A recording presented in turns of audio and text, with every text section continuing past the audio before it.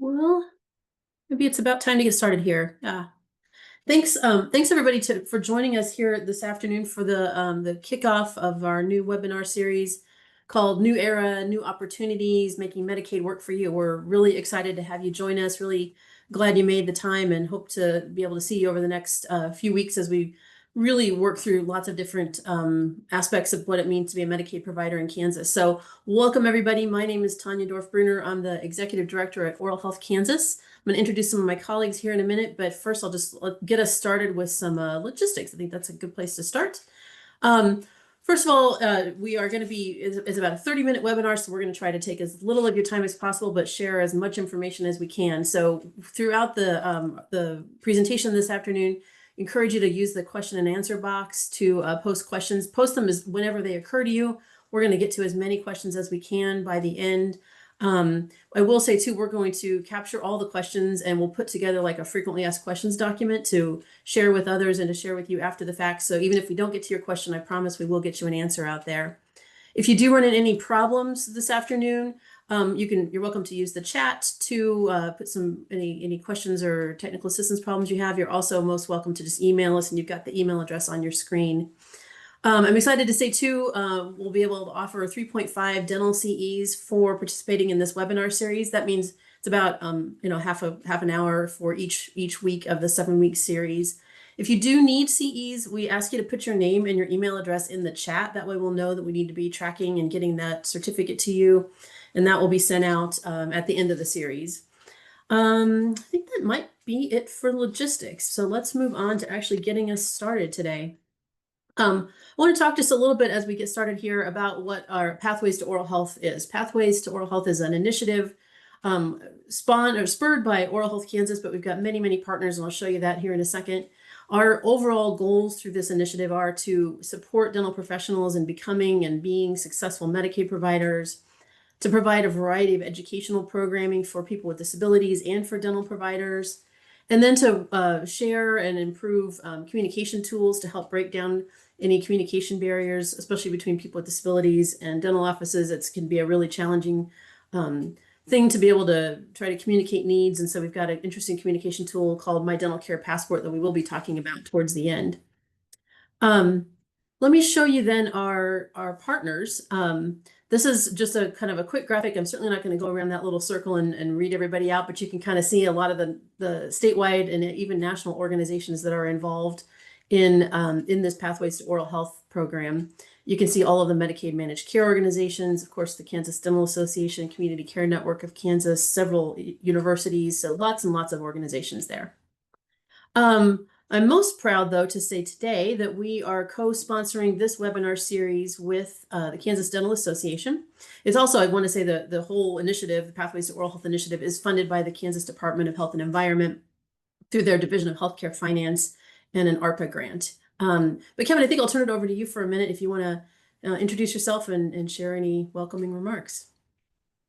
Thanks, Tanya. I really appreciate it. The Kansas Dental Association really does appreciate Hold on a minute. I didn't know echo.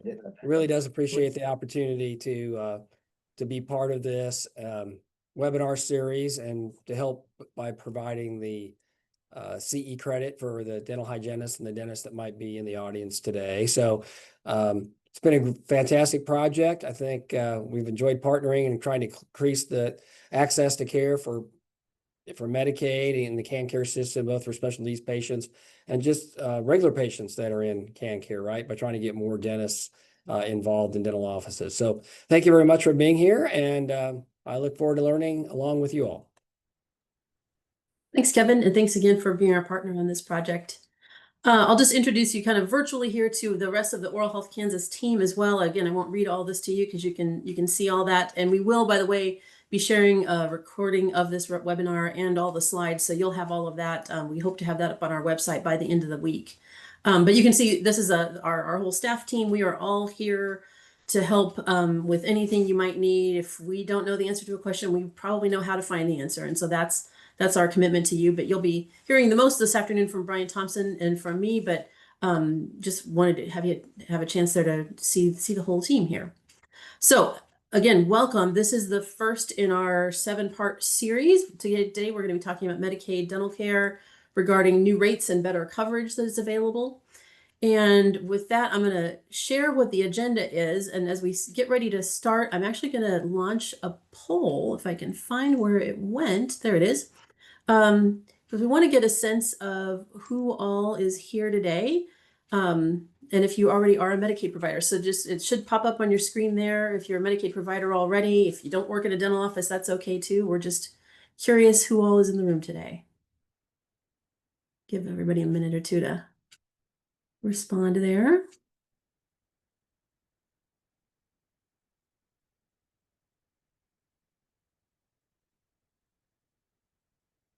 Getting a lot of responses. This is exciting. I'll share the responses here in just a second. Okay. Oh, people keep logging in. Let's see. Well, we got 85% participation. I think that's excellent by any measure. So hopefully you can see, oh, wait here. Now you can see the results there. About 57% of people in the room today are already in a Medicaid providing office. About 9% are not. 3% aren't sure of that, and about 31% are not working in a dental office right now, but that's okay. So thanks for participating in that poll, and there might be another one coming up here after a little while. Don't worry, it's not a quiz. We're just curious. So let me then introduce Brian Thompson. He's going to be kicking us off to talk about the Medicaid program, some recent improvements, some of the needs we have regarding the provider network, and then resources available to help you. So I'm going to kick it over to Brian. Thank you, Tanya. And I'd like to just echo Tanya's comments about how appreciative we are. You've taken time out of your afternoon to join us for this in the first of 7 programs that we hope you'll tune in for all of. First, we're going to start by talking about what Medicaid is. It's a program of insurance funded by the government, both state and federal, in partnership to cover low-income individuals, especially children, pregnant women, people with disabilities, and older adults.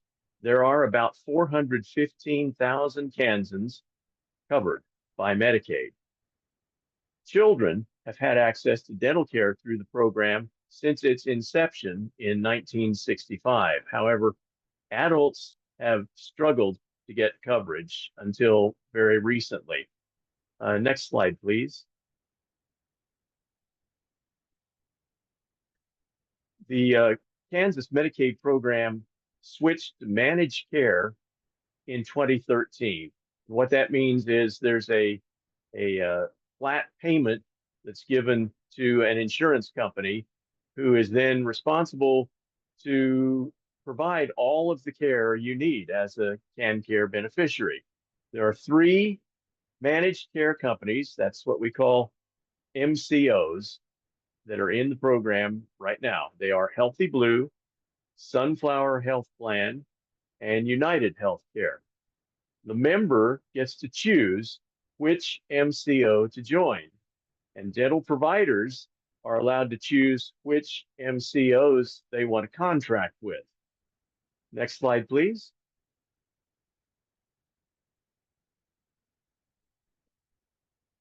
The program's had a number of improvements, especially in the last 6 years. If you'd forward the slide, please. In 2022, the legislature implemented $3.5 million in new funding to provide services for adults that had not previously been offered. This involves fillings, crowns, periodontal care, and silver diamine fluoride. There were a total of 42 dental codes included under this $3.5 million in coverage. That went into effect in the 1st of July in 2022. There's a program bulletin over on the right-hand side of the slide there that has a link in it if you want to check it out further about what happened in 2022. Next slide, please. There was more money added by the legislature in 2023 $1.2 million for new services, including dentures, partials, adjustments, relines, and repairs. And people are sometimes confused by this. They can't quite believe that Medicaid CanCare covers dentures, but it does. It's an included benefit now since 2023.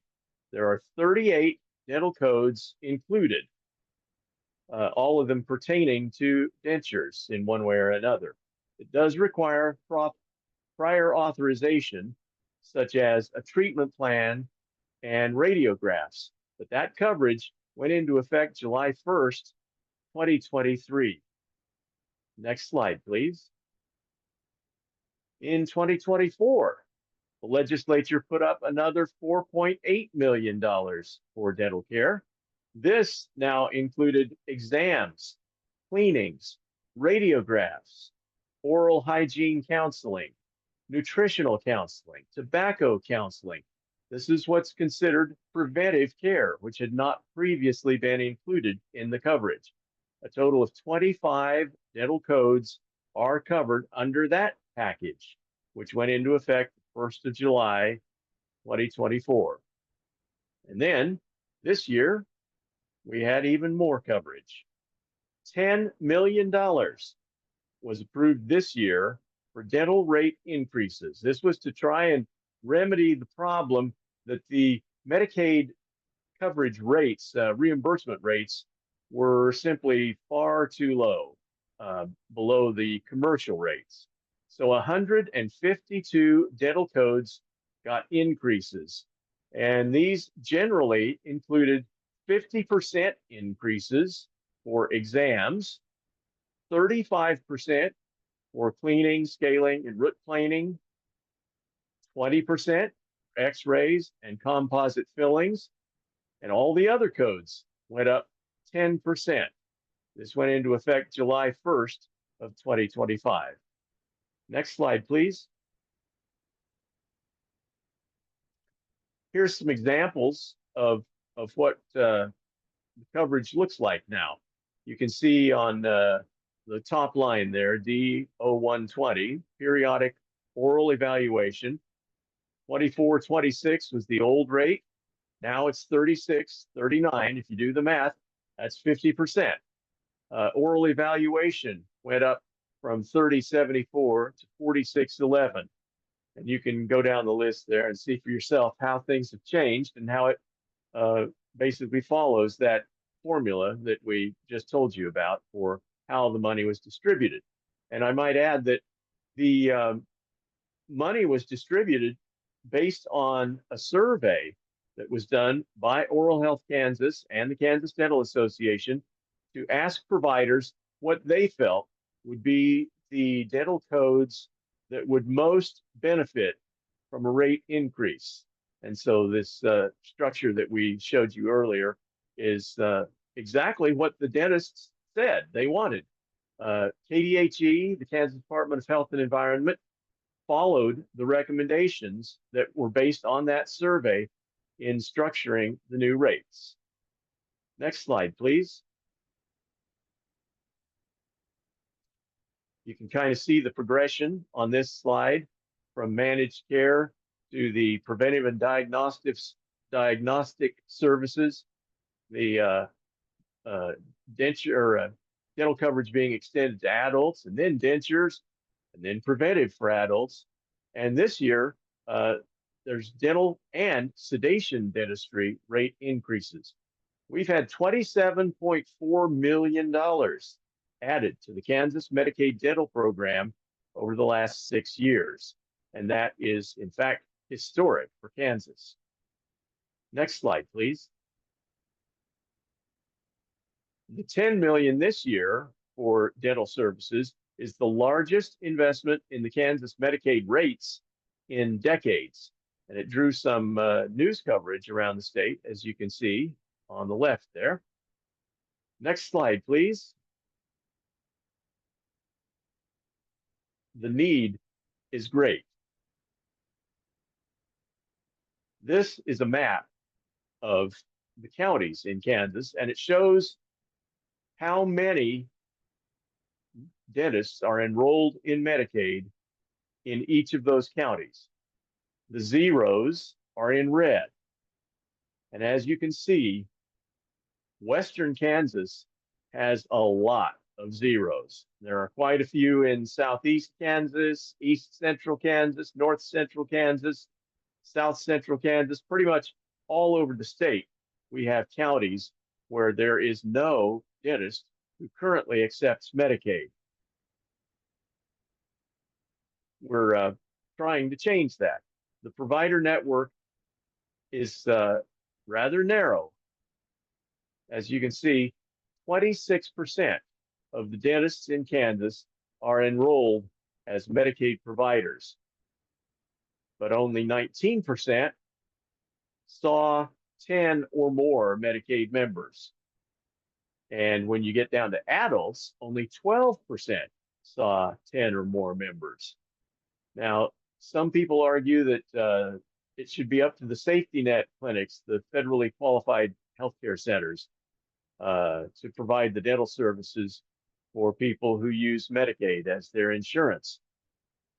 But they represent only 3% of the dentists in Kansas. As of 2024, there were 49 Medicaid dentists in the safety net system. With 415,000 Kansans relying on Medicaid for their health coverage, there's just no way that 49 dentists can see all of them. We have to have private practice providers helping to carry the load. As one dentist puts it, if you try to move a piano by yourself, you can't do it. But if everybody pitches in and helps a little bit, you can get the job done. Next slide, please. We have a lot of resources that you can look at. One thing is that the low reimbursement rates are the #1 reason cited by dentists for not enrolling in Medicaid. We get it. That is finally changing. We understand that the 10 million this year is only less than a fourth of what was actually needed to bring the rates up to commercial rates. But with that 50% increase on the exams and those basic services, it is time now to take another look at becoming a Medicaid provider. Next slide, please. We have resources for you to check out on our Pathways to oralhealth.org website. There's a special section on the website for providers, and it includes documents that go over some of these points we'll be making in the webinar series. Like the payment rates are on there if you want to check it out in greater detail. Next slide, please. On the Oral Health Kansas Adult Dental Benefits webpage, we have information for providers, including some frequently asked questions, instructions for how to enroll and become a Medicaid provider, a list of codes that are covered under each of those changes that we've gone through. There's also a blog, including how to become a CanCare dental provider, the steps and benefits. We have a video from a pediatric dentist in Kansas City named Dr. Aaron Booman, who talks about why he chose to be a Medicaid provider and how it works for him. Next slide, please.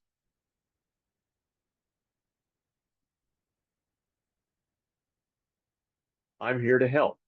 That's my job. Is if you have questions, please get a hold of me either by email or phone anytime, and I will do my very best to help you through whatever the problem might be. As Tanya mentioned earlier, I may not have the answer on the tip of my tongue, but I will immediately start working to get you the answer that you need. So with that, I believe, are we ready to look at questions, Tanya? I think we are, and we've got a couple of questions in the Q&A box already. I am going to launch a second poll, and ask you one more question before we get into some of the Q&A. Okay, hopefully you should be able to see that now. The question is just simply, before today, were you aware of the Medicaid dental rate increase? We're hoping you were. Well, I know chat may not be working perfectly for everybody. If you were aware of it already, we'd love if you want to put in the chat or the Q&A where you learned about it. We'd love to just know where you're getting your good information, and we want to make sure we get the information out to everybody who needs it. So getting good participation here. I'll let this go for another few seconds. I think we've kind of slowed down. All right, but I think this is really interesting. 50% of people knew about it and 50% of people didn't. So I'm really glad that everybody is here today to learn about it. We are going to do our darndest to make sure this information gets out to everybody, because it's important. The rate increase is only about 6 weeks old, but it's something that everybody needs to know about. So we're happy you're here to learn about it and hopefully share this with your colleagues. We do have a couple of questions in the Q&A box. Oh, somebody said they learned about it in our weekly newsletters. Good. I'll be honest, there's 2 questions in here that I don't think we know the answer to, and that's okay. There's one about what somebody's asking if how the rate increase impacts FQHCs since they're reimbursed at a PPS rate. And I'll be honest, I don't know that answer off the top of my head. If any of my colleagues who are on do know, feel free to come off of mute and fill that answer in. I'll commit that we'll get that answer to you here in the next week or so as we get ready for the next webinar. There was another one that also, there was a question about orthodontia, because orthodontia is covered, but for medically necessary reasons. And so there was a specific question about that, and I don't know that answer either, and certainly don't want to get it wrong. So again, that's a really good question. We will learn that answer and get that back to you just as soon as we possibly can. Another question, oh, good one somebody asked, we'll get the content we shared today. Absolutely. We will absolutely share the slides from today, and we will share the recording from today. I will commit to having that on our Pathways to Oral Health website by the end of the week, maybe sooner. But we'll also make sure we just literally email everybody out who was registered, and so you get a copy of the slides and the recording. Somebody else asked if there is a reimbursement code if a patient no-shows to a dental appointment. I believe the answer to that is that there is not. Again, I might rely on any of my colleagues to hop in. I see Marianne, I think, coming off mute if you want to hop in. Yeah, so no, there's not a code, but what I'm going to put in that Q&A is a link that we have in one of our resources that kind of offering helpful strategies around missed appointments and no-shows to try and reduce that as an issue. But no, there's not a code that you bill right now, but some strategies to try and mitigate that issue. And stay off of mute, Marianne, for a second, because the next question is definitely for you. Somebody else is asking if we can share a bit more about sedation dentistry improvements. Do you want to take that?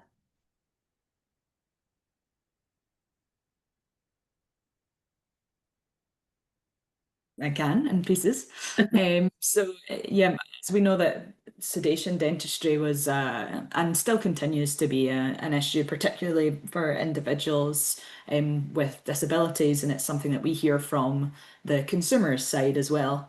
We've been working over the last year or two to try and improve that access, both through reducing the number of people who may need sedation services through some of kind of offering different strategies to try and allow them to be seen without sedation, but we know that some individuals need that sedation service. So there was a special interim committee last fall, I think it was now, looking at this issue in the legislature.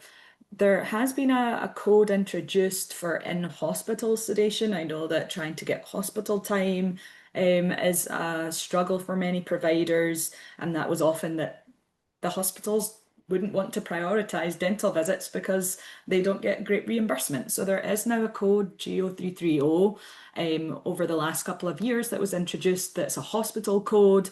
That's to help the hospitals get reimbursed for offering up their OR time for dental services. So again, it's something worth bringing up with hospitals if you're struggling to book OR time.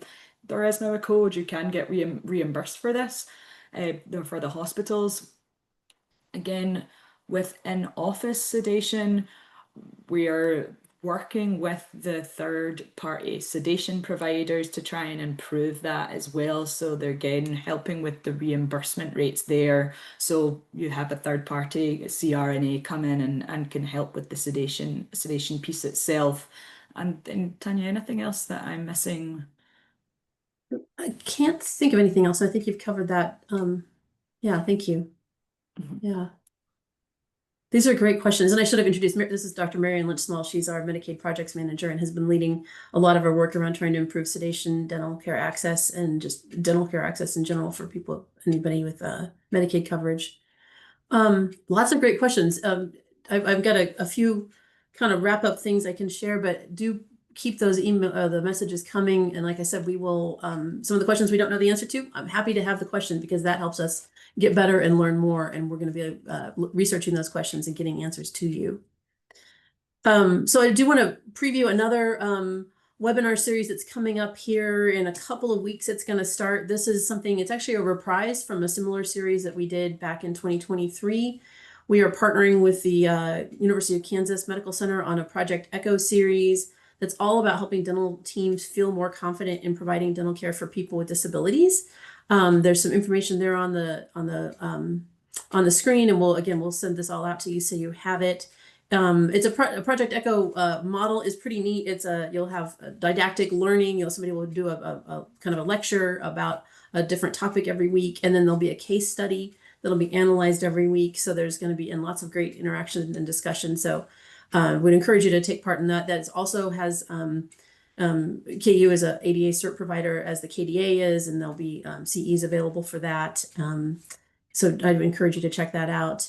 Another kind of new resource we have here at Oral Health Kansas, we are the consumer oral health advocates, but we know that we're going to make dental care better for consumers by making sure dental providers have the support they need. So we formed a dental provider advisory group last fall, I think it was, with the goal of really understanding the experiences dental providers have, trying to elevate different issues and try to help solve those issues. For example, I know that the no-show rate has come up in that context, and that's one of the resources Marianne was pointing you to earlier. So if anybody is interested, you're most welcome to join that group. There's a QR code there on the screen, and again, we can get this information out to you through these slides later, but you're most welcome to join. We meet about quarterly, and there are stipends for your time. That group meets in the evenings, so it's trying to work around normal dental office schedules. And really the last thing today is just simply previewing what we've got next week. Next week, we'll be talking about managing your patient mix. We're calling it Your Practice Your Way. We want to make sure that if your office is not yet a Medicaid provider and is considering it and interested in it, we want to help you think about the different ways you can make that successful. If you this is just a little preview, but if you decide to become a Medicaid provider, you don't have to see absolutely everybody. You can put different guide rails up about how you'd like to be able to provide that care. So we'll be talking in more detail about what that looks like next week. There is another question here. Somebody is asking if we have partnerships with UMKC to provide education or incentives to future dentists to accept Medicaid, educating them about working with individuals with disabilities, and education on what hospital sedation practices entail. I can say we've had some presentations to future dental providers, to both dentists and hygienists, students, about people with disabilities. Marianne, I might toss this to you too, because I think this is, again, something you've really been leading our work on this. Yeah, so kind of a few bits in this question. So firstly, again, yes, UMKC and beyond in dental schools, CODA, the folks that accredit dental and dental hygiene schools, have now made it one of their standards to include some education and curriculums about caring for and working with individuals with disabilities. So that's great, and we're going to be part of that UMKC. As Tanya was saying, we've done some presentations to their students already, but we're hoping to be a kind of a bit more of a fixed feature in their curriculum, and actually have some members of our lived experience advisory group, who are a group of individuals and parents and caregivers of individuals with disabilities, to again kind of expose the students more to this population, and again help with looking at how to best care for this population. again, they're going to be not just at UMKC, but also at the dental hygiene schools across the state, which is great. In terms of incentives to future dentists to accept Medicaid, again, that's something else that we talked about, talking with the students at UMKC. Again, I'm a dentist myself, not from the US, but again, have been working in the dental school world here in the United States. And yeah, Medicaid doesn't necessarily get the same exposure that other kind of commercial insurances do in dental schools, and that's something we're hoping to change. And we're also going to participate in their career fair this year, again, letting them know that this is an option. Again, kind of like next week's session, it's not a all or nothing event, and how that they can be a Medicaid provider moving forward. And again, being cognizant of things like their student loans and what might be, you know, a barrier to new providers coming out of dental schools to participate in Medicaid. But yeah, really, really important to talk to, I guess, the future workforce about this issue as well. Thanks, Marianne. And thanks, Brian. We are a minute over, so I'm going to not keep you any longer today, but I will again promise that we'll get the recording and the slides out to you. We'll get a frequently asked questions document put together with the answers to all of your questions. I just want to thank you again, and please do share all this information with any of your colleagues. We'd love to have anybody join these webinars. It's never too late to register and be a part of this series. So thanks again. We'll see you next week.